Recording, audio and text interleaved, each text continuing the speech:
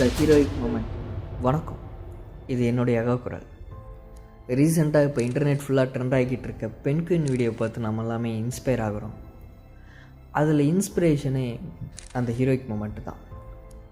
அந்த பென்குயின் தன்னுடைய கூட்டத்தை விட்டு தனக்குன்னு ஒரு பாதையை அமைச்சிக்கிறதுக்காக ஒரு அடி எடுத்து வச்சதில்ல, அதுதான் த ஹீரோயிக் மூமெண்ட். சரி, நான் இப்போ உங்ககிட்ட ஒரு சில கேள்விகள் கேட்க விரும்புகிறேன். நம்மளில் எத்தனை பேர் இந்த சமுதாயத்தில் தனக்குன்னு ஒரு தனிப்பாதையை அமைச்சிக்கிட்டு பயணிக்கிறவங்கள இன்ஸ்பிரேஷனாக எடுத்திருப்போம்? ஆர் அட்லீஸ்ட் பாராட்டாவது செஞ்சுருப்போமா? இன்னொரு கேள்வியும் கேட்க விரும்புகிறேன். இந்த பென்குயின் மாதிரியே தனக்குன்னு ஒரு பாதையை அமைச்சிக்கிட்டு தனித்துவமாக பயணிக்கணும்னு ஆசைப்படுறவங்க, முயற்சி எடுக்கிறவங்க, இல்லை போராடிக்கிட்டு இருக்கவங்க யாருக்காவது நாம் இது வரைக்கும் உறுதுணையாக இருந்திருக்கோமா?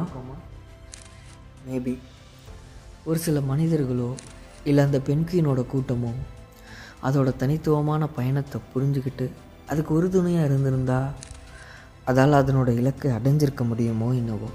ஆனால் ஒரு விஷயத்தை நான் உறுதியாக சொல்ல முடியும், அதோடைய பயணத்தோட முடிவு நிச்சயமாக சோகத்தில் இருந்திருக்காது.